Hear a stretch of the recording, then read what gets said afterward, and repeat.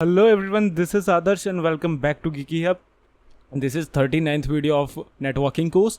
यहाँ हम सर्वर के बारे में जानने वाले हैं. बहुत इंपॉर्टेंट ये वीडियो होने वाली है. सर्वर से रिलेटेड बहुत अच्छी इन्फॉर्मेशन मैं आपको यहाँ पे देने वाला हूँ, तो काइंडली वीडियो को एंड तक देखिएगा. तो वीडियो में आगे बढ़ने से पहले मैं आपको बताता हूँ, अगर आपने अभी तक प्लेलिस्ट सेक्शन में जाके अभी तक कंप्यूटर नेटवर्किंग की इस प्लेलिस्ट को एक्सेस नहीं किया है तो काइंडली एक्सेस कर लो, इसे यहाँ से बुकमार्क कर लो ताकि आने वाली कोई भी वीडियो आपसे मिस ना हो. और अगर आप ये कोर्स काफ़ी टाइम बाद देख रहे हो तो यहाँ से प्ले ऑल करके पूरे कोर्स की प्लेलिस्ट आप वॉच कर सकते हो. इस कोर्स को देखने के बाद आपको बहुत अच्छी नेटवर्किंग से रिलेटेड नॉलेज हो जाएगी.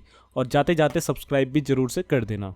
तो फर्स्ट ऑफ ऑल हम यहाँ पे ये जानेंगे कि सर्वर क्या होता है. What is a server. Server आपने काफ़ी जगह सुना होगा, आपने अलग अलग टर्म्स में सुना होगा कि सर्वर डाउन है, अभी साइट पे साइट ओपन नहीं हो रही, या फिर सर्वर इशू है, सर्वर इशू होने की वजह से मेरी पेमेंट नहीं हो पा रही. इस तरीके की आपने काफ़ी ज़्यादा टर्म्स सुनी होंगी. तो ये सर्वर एक्चुअली होता क्या है.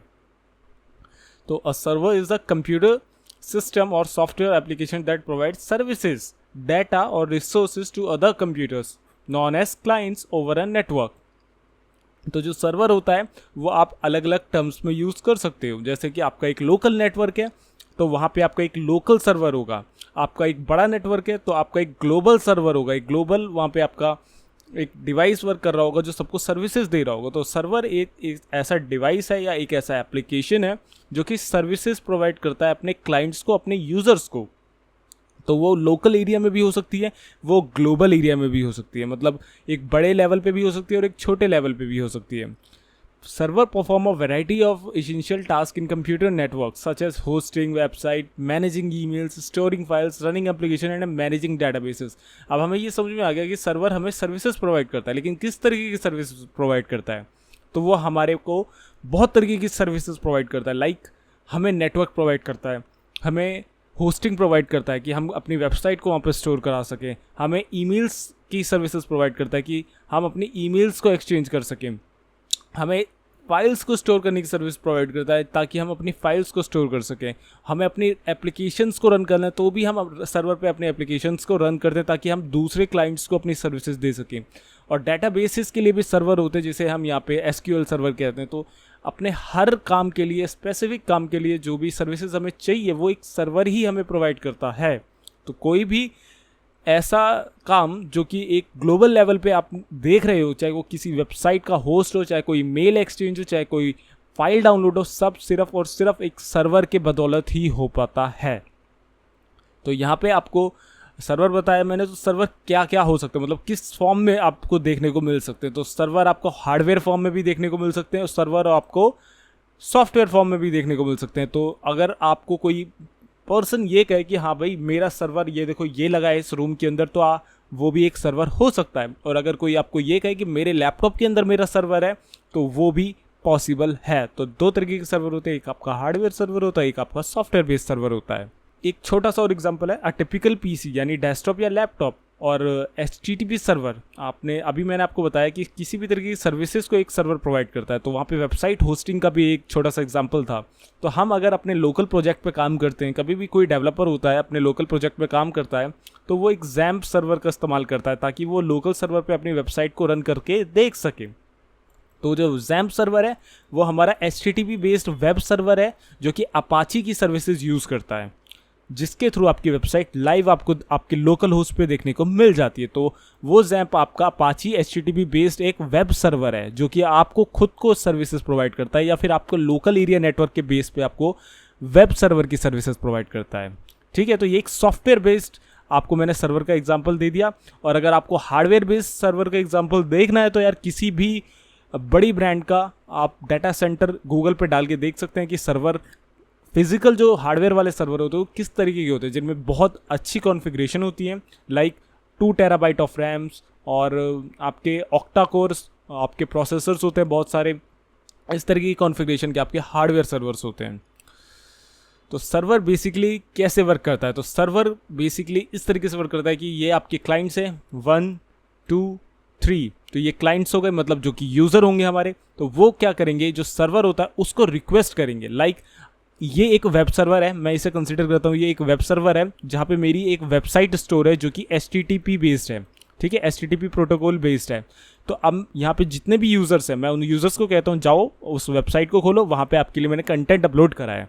तो ये क्या करेंगे, ये एक रिक्वेस्ट भेजेंगे सर्वर पे http www जो भी मेरी वेबसाइट का नेम होगा उस वेबसाइट को, ठीक है। तो ये क्वेरी जैसे ही वहाँ पे वो यूज़ करेंगे, मतलब जैसे ही URL पे डाल के वो एंटर करेंगे तो उनकी एक रिक्वेस्ट जाएगी, कहाँ जाएगी, वो HTTP के थ्रू इस वेब सर्वर तक आएगी जहाँ पे हमारी वेबसाइट की होस्टिंग है, जहाँ हमारी वेबसाइट स्टोर है।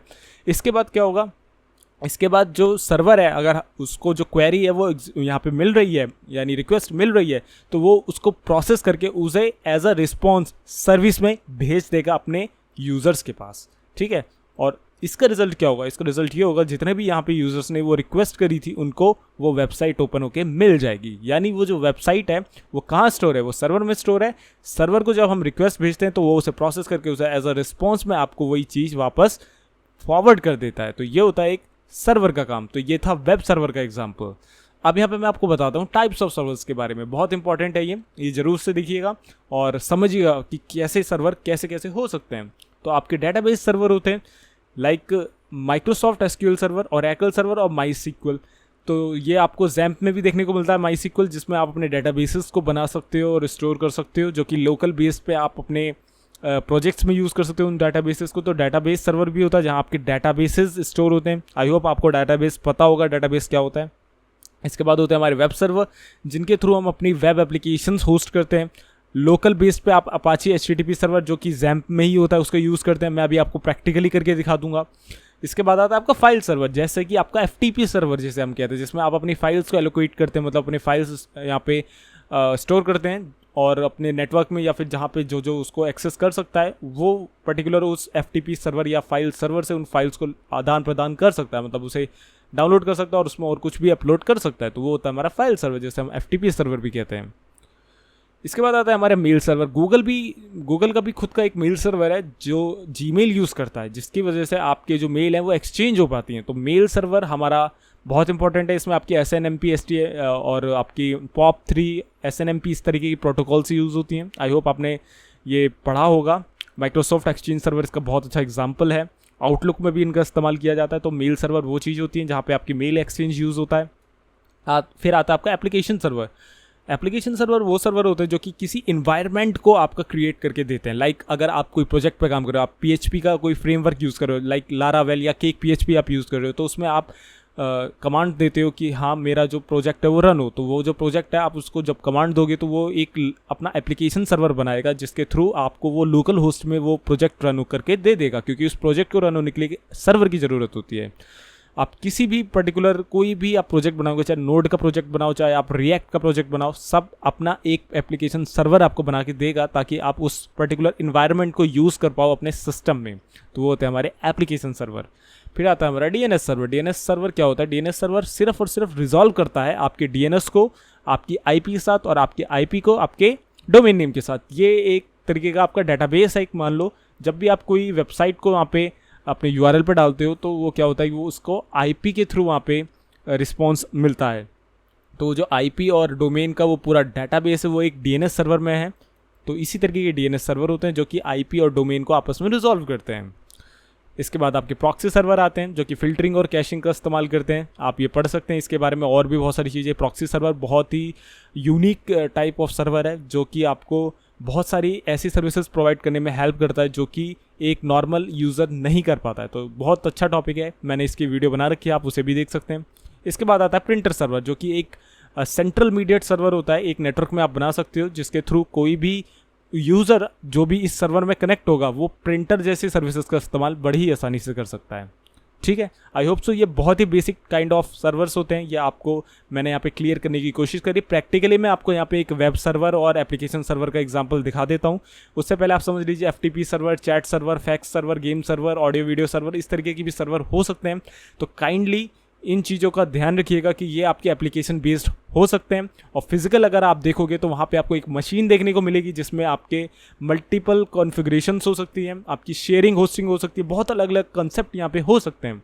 तो ये सारे आपके एप्लीकेशन बेस्ड सर्वर भी हो सकते हैं और फिजिकल बेस्ड सर्वर भी हो सकते हैं।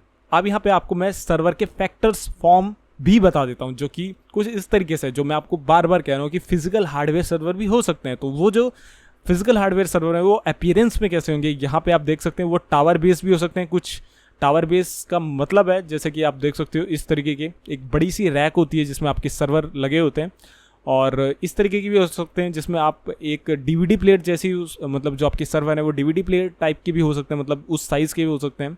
और बाकी आपकी इस तरीके के ब्लेड सर्वर भी हो सकते हैं जो कि एक स्लॉट होगा, वहाँ पे आपके मल्टीपल ब्लेड सर्वर लगे होंगे।